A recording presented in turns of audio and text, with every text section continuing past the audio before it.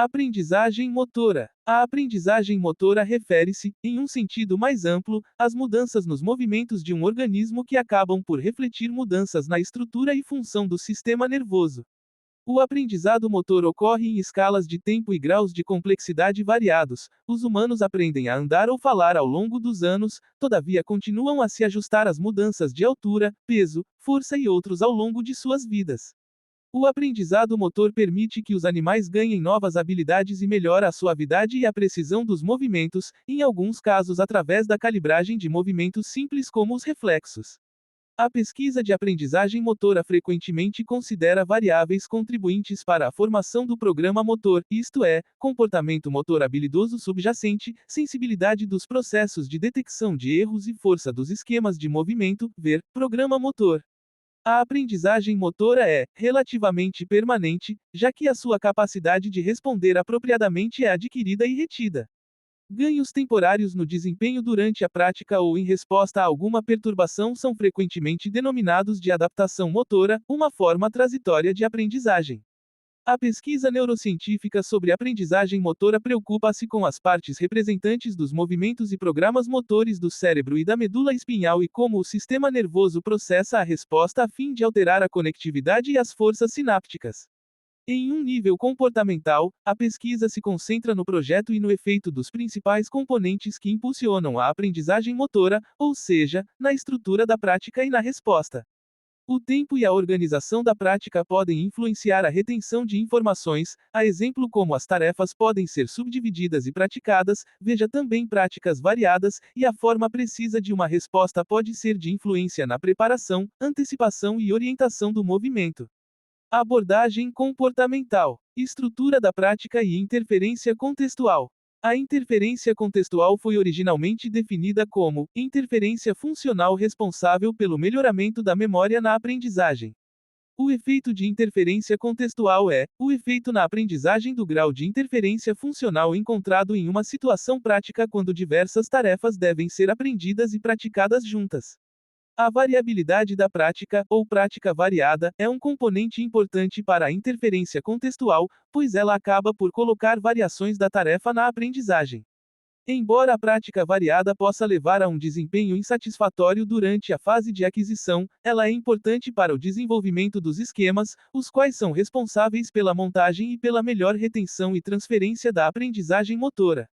Apesar das melhorias no desempenho observadas em uma série de estudos, uma limitação do efeito de interferência contextual é a incerteza em relação à causa das melhorias de desempenho, visto que muitas variáveis sofrem uma manipulação constante.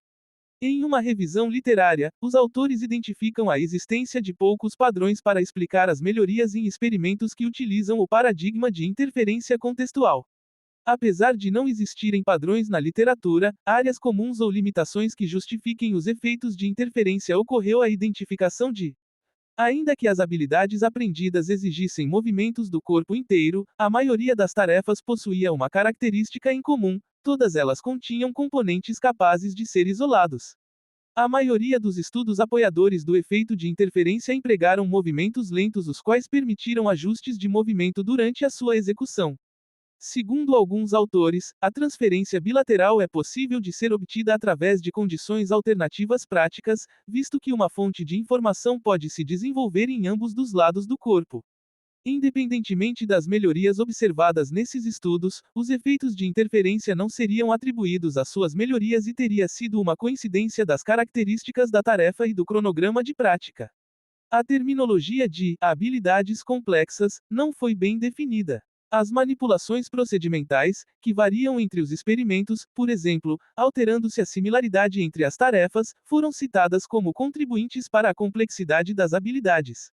Feedback fornecido durante a prática.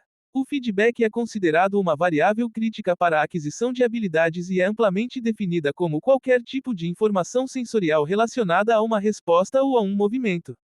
O feedback intrínseco é produzido por resposta, ocorre normalmente quando um movimento é realizado e as fontes podem ser internas ou externas ao corpo. Fontes típicas de feedback intrínseco incluem visão, propriocepção e audição.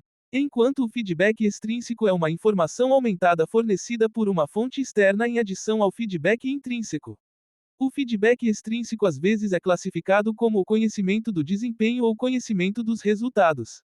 Vários estudos manipularam os recursos de apresentação das informações de feedback, tal como frequência, atraso, atividades interpoladas e precisão, com o propósito de determinar as condições ideais para o aprendizado. Consulte a figura 4, a figura 6 e a tabela resumida 1 para uma explicação detalhada da manipulação do feedback e do conhecimento dos resultados, veja abaixo. Conhecimento de desempenho. Conhecimento de desempenho, KP, ou feedback cinemático refere-se às informações fornecidas a um artista, indicando a qualidade ou padronização de seu movimento. Pode incluir-se informações quanto ao deslocamento, velocidade ou movimento articular. O KP tende a se diferenciar do feedback intrínseco e ser mais útil em tarefas do mundo real. É uma estratégia frequentemente empregada por treinadores ou profissionais de reabilitação.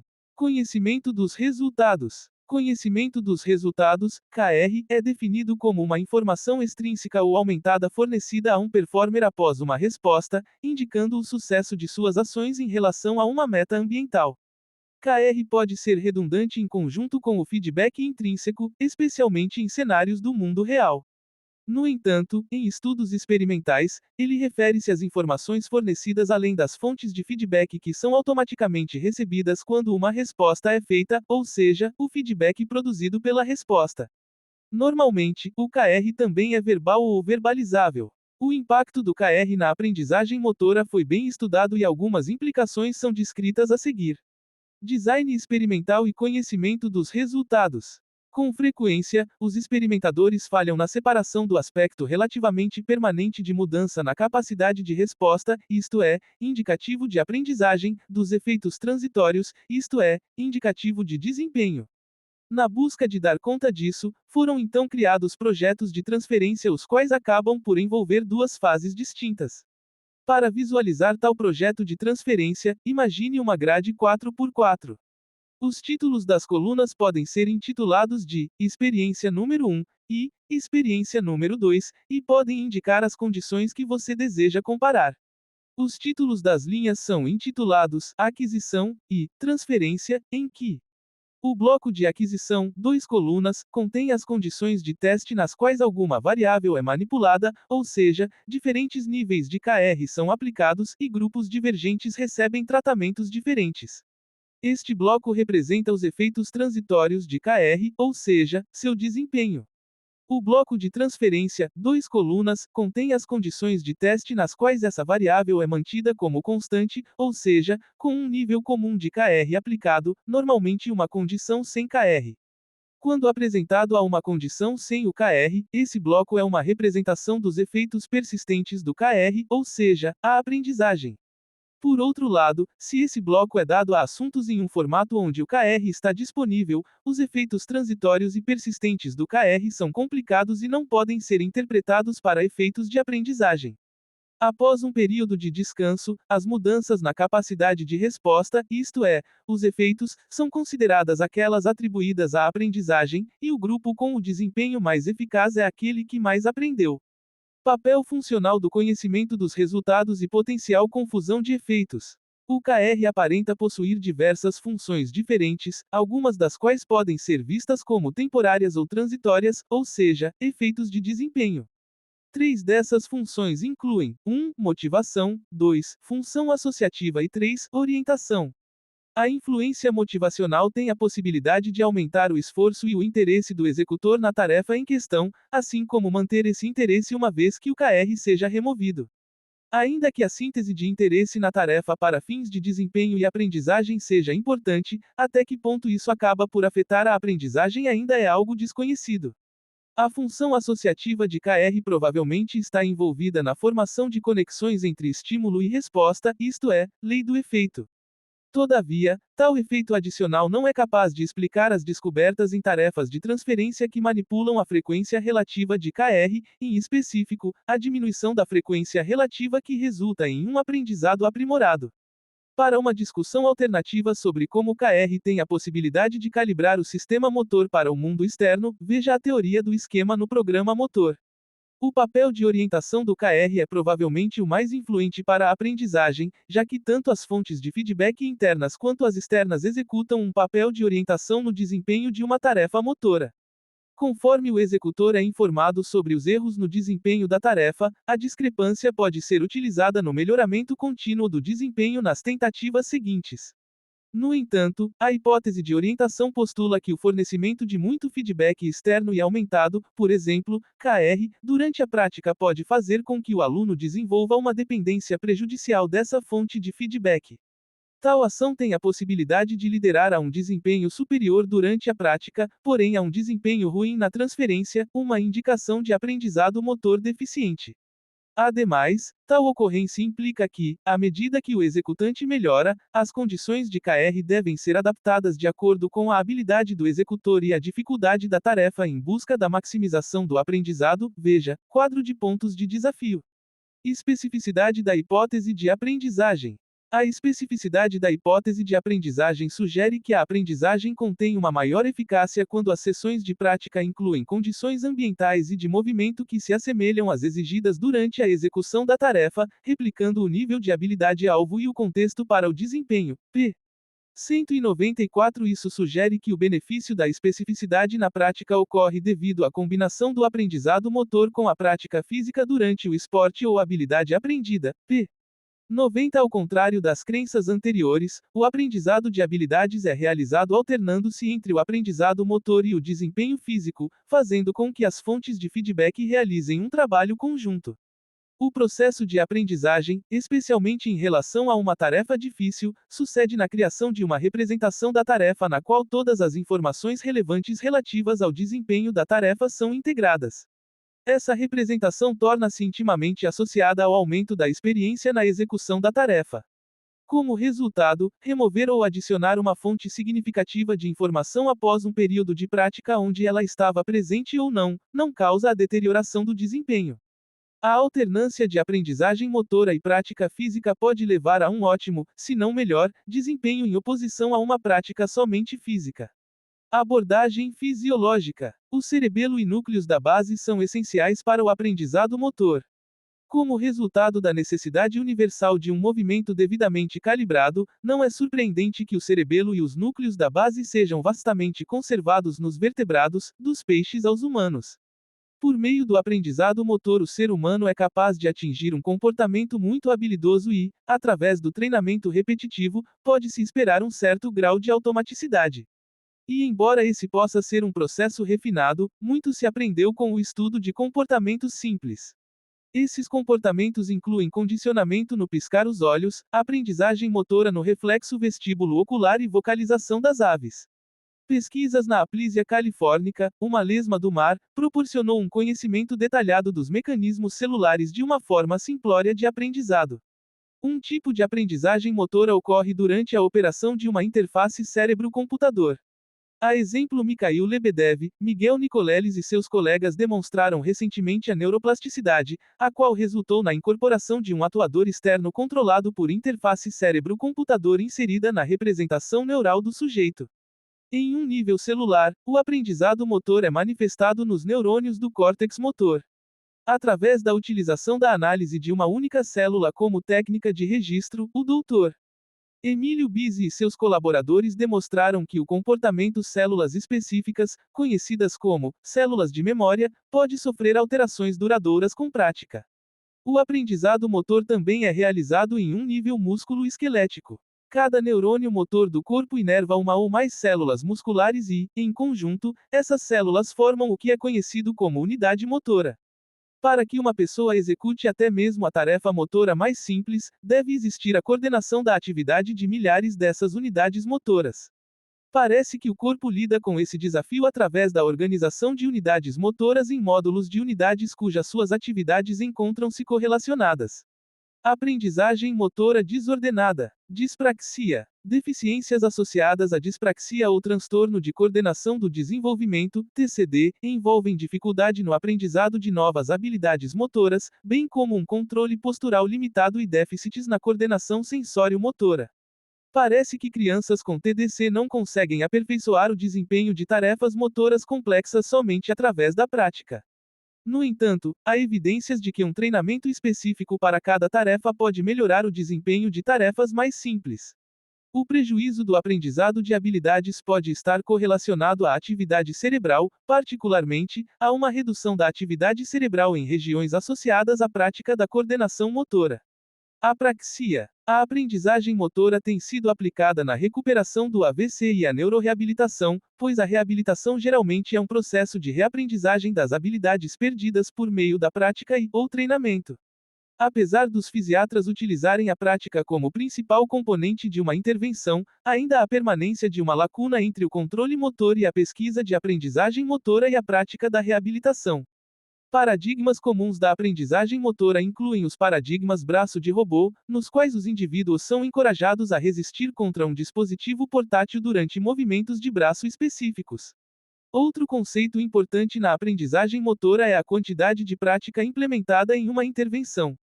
Estudos sobre a relação entre a quantidade de treinamento recebido e a retenção da memória após um determinado período de tempo têm sido um foco popular de pesquisa.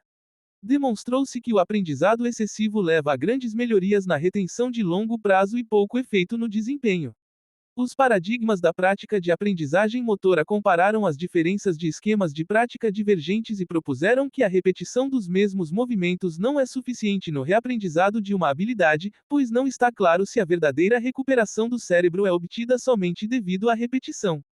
Sugere-se que os métodos de compensação se desenvolvam por pura repetição e, com o propósito de obter mudanças corticais, verdadeira recuperação, os indivíduos devem ser expostos a tarefas mais desafiadoras.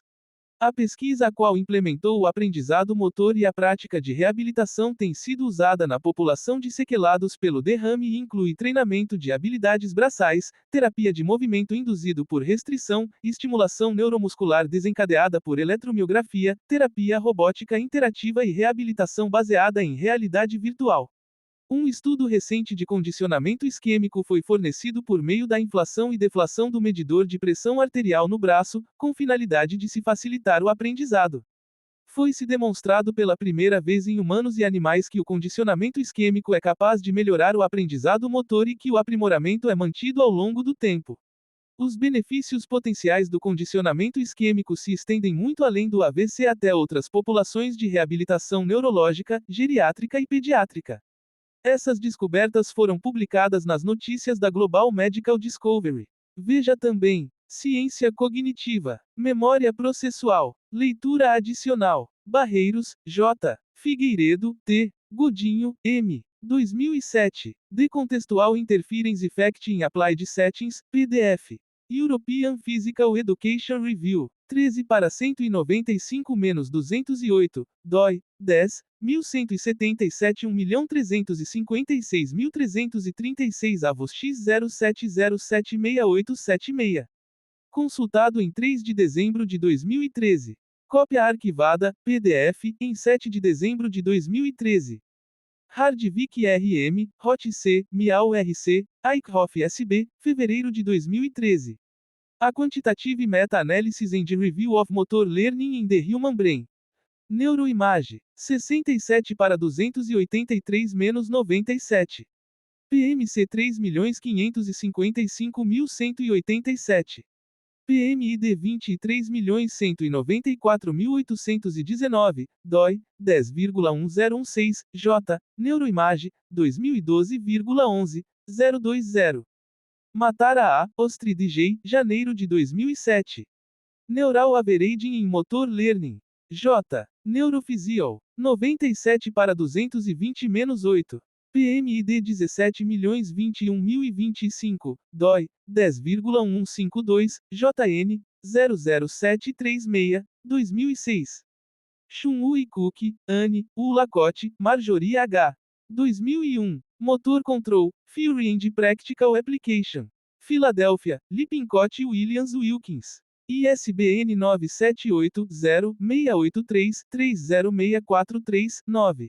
OCLC 499.223.436 ISBN 978-0-683-30643-9.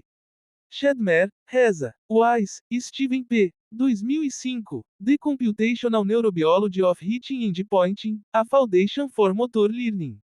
Cambridge, Mass. MIT Press. ISBN 978-0-262-19508-9. OCLC 54.529.569 ISBN 978-0-262-19508-9. Shmuelov L., Krakauer JW, novembro de 2011. Are we ready for a natural history of motor learning? Neuron, 72 para 469-76. PMC 3.389.513. PMID 22.078.506, DOI, 10,1016, J, Neuron, 2011,10, 017. Winston CJ, fevereiro de 1991.